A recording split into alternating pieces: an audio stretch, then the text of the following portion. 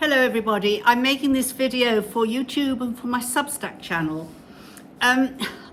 Today, the King of Morocco is visiting Tangier as a start of his tour of the Great Imperiel Cities in Morocco. And I have to make it very clear that I am not here to criticize the King. I'm sure the people will be delighted to see him. And he has made a stand over the last few years. He wants to stop the killing of dogs in Morocco. I'll come on to that in a moment. But also, he is known for his love of horses. Now, I wish he could see when he goes around Tangier, if the courtiers, the people around him would allow him to, the work that has been done in Tangier, where dogs have been TNVR'd, they have a little tag in their ear, and they're looked after by the communities and much loved by the communities. And this demonstrates compassion between people and animals. But my guess is he won't have much of an opportunity to do that. But my real concern today, and what I want to say in the hope that it might reach the Palais Royal and certainly may reach the Ministry of the Interior and the Ministry of Tourism, is my great concern about the equines in Tangier. Now, you will know that we take equines from all over Morocco. We are clearly limited to some extent. I mean, we're bringing them from everywhere and the numbers are increasing. We're having to provide more stabling. We have our own hospital. We are able to treat them if they come in a very bad way. Sometimes we have success, sometimes we have to lose some. And as well, we've had a digger in today, digging our bottom field, because of course we bury our dead equines. Here in Morocco, they tend to be flung onto local tips. That certainly happens in Marrakesh, and we won't do that. We're hoping this coming year that we can raise enough money for a crematorium. Some people have donated towards one already, and that money has been kept safe, but we do need more. Anyway, that's not the purpose of me speaking to you today.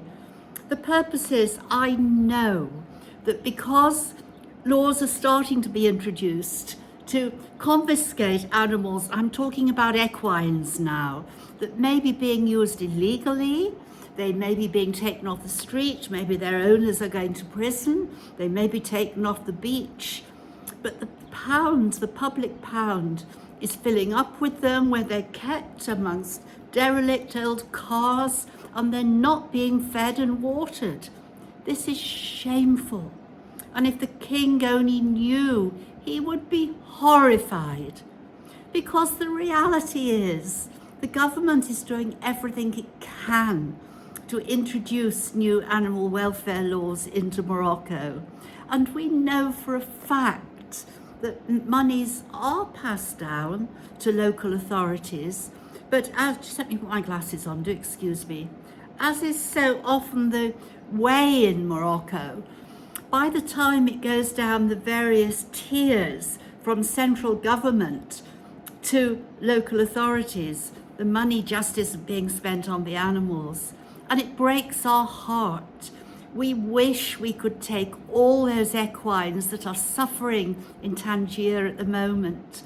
There are two things there. We have to consider, if we're taking animals that it's the authorities' obligation to look after, we're in a difficult position using money that's raised through donations for abandoned, ill-treated,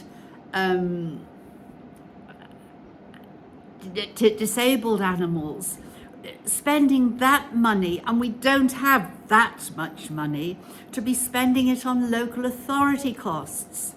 Exactly the same has happened in Agadir, and we are being asked time and time again to take equines from the pound in Agadir.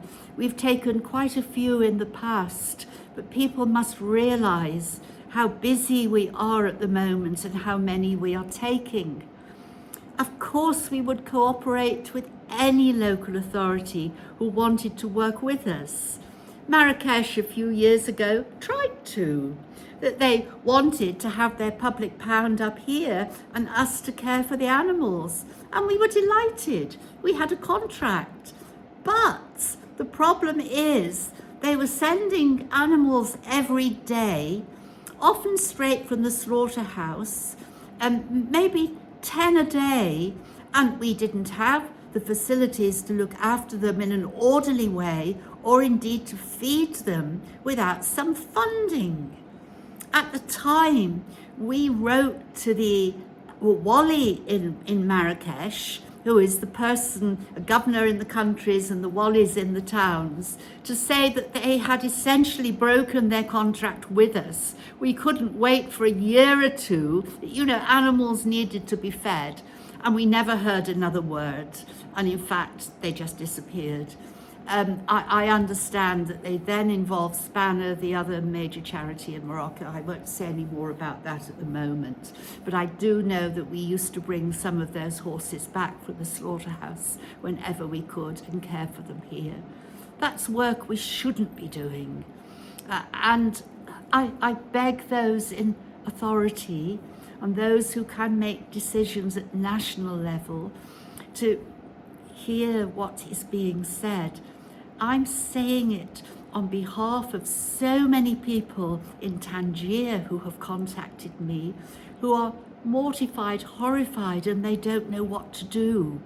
And I'm prepared to speak up. I'm taking a risk. I'm speaking up. But we have to speak up for those who can't speak up for themselves. As I've said, there is a huge issue about the dogs in Morocco as well. I don't have huge expertise there because we're wholly committed to equines. But of course, we would want to help the people who are doing something positively for the dogs. And just another word, perhaps, before I finish. What can be annoying is that when the people who often run these campaigns, to stop killing dogs in Morocco, some people, the Moroccans who are doing it from in Morocco, I applaud and support fully. But there are so many people who this isn't their home country. They may have a house here, but they're not here all the time. And they are really attracting a lot of attention to themselves by arguing and stop killing dogs in Morocco. They don't have too many in their own house. They don't do what Michelle Orsberger does in Agadir, whose house is full, as well as her refuge.